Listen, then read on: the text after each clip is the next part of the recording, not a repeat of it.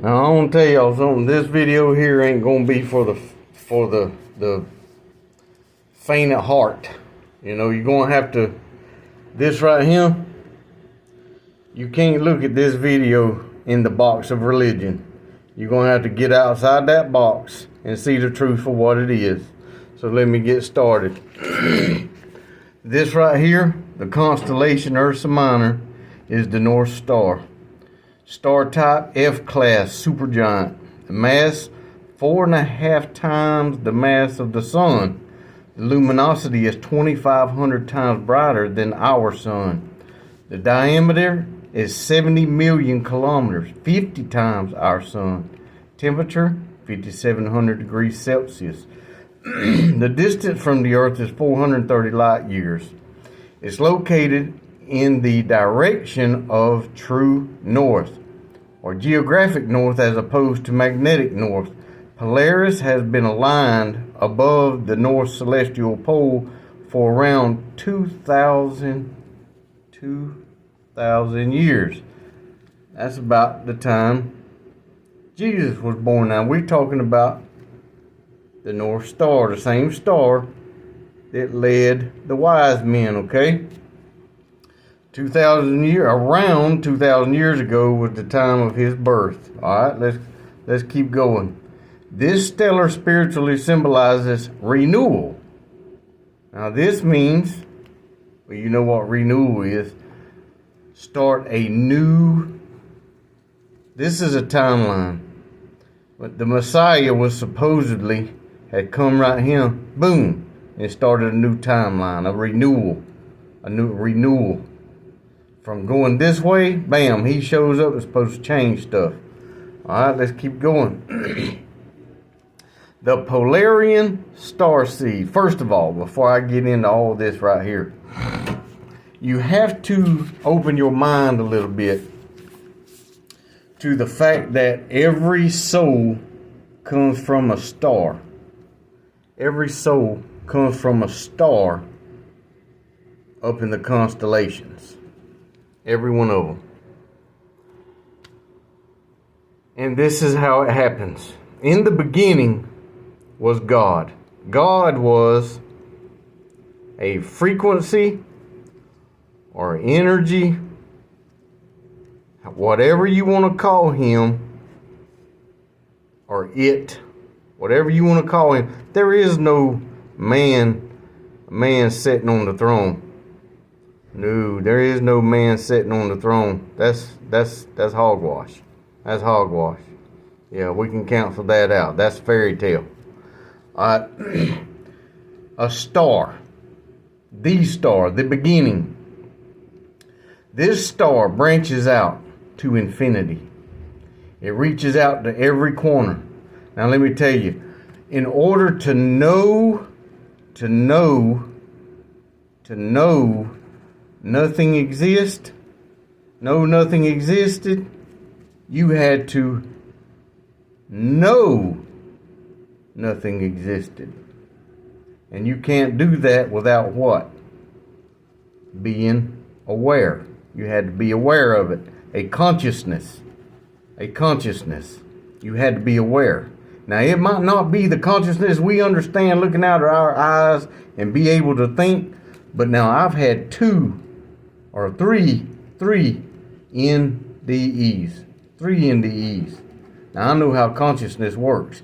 It can move outside of your body, and when you move outside of your body, you're still aware of everything that goes on around you in a 360-degree angle. You can see everything. But I still saw my body. Now this is how consciousness works. This consciousness can branch out in every direction of infinity. So what it learns, it brings back. It brings back and feeds this frequency with wisdom and knowledge of what it's missing and it's thinking, how can I fill this void?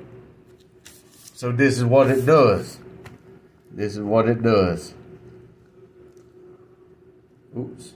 Supernova. The star goes supernova. It begins to create. This is the Big Bang.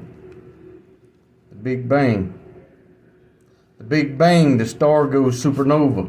This frequency spreads out in all directions. Boom, boom, boom. They become planets. They become little planets. They become big planets. They become suns. Suns.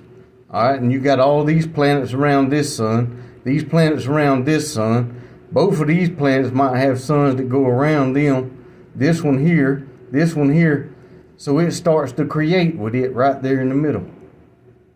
That's the creator right there, which is the biggest and most powerful star in our galaxy, the North Star. This is how Jesus is God. Jesus came, his soul, his consciousness came from the North Star. That's why the three wise men were guided by the North Star. This is the old man sitting on the throne. The most powerful being in our universe, in our close to us that our telescopes can see. There's no one bigger, there's no one more powerful. This is him.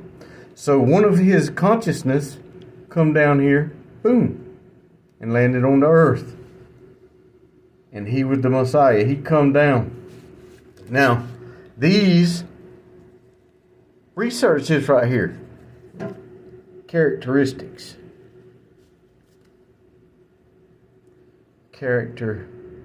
Characteristics of a Pleiadian star seed. You know what the characteristics of a star seed is? Their most number one characteristic is